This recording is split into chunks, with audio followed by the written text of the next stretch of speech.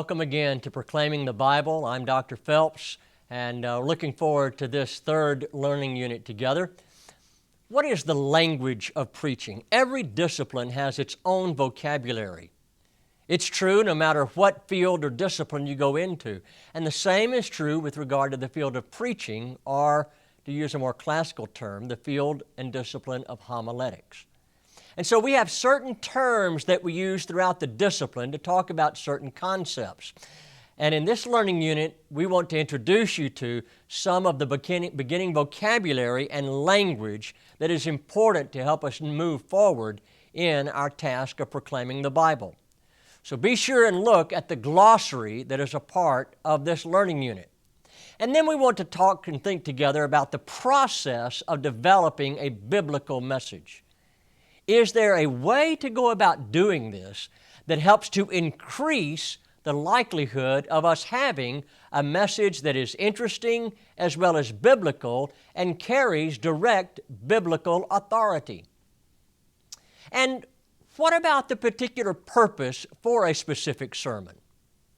For example, what is the specific purpose of the sermon that maybe you heard or preached just this past Sunday? If you had to condense it into one purpose, one objective, what is that? In fact, how do you find what is the major objective of a particular Bible text? We want the objective of the sermon to agree with the objective of the biblical text. They should be in agreement with each other because of the very high view we have of biblical inspiration. And so, how do we determine the possible major objectives of a biblical text and of a sermon? And then, how can you achieve unity in your sermon? How do you keep a sermon from just being scatterbrained and a collection of random thoughts?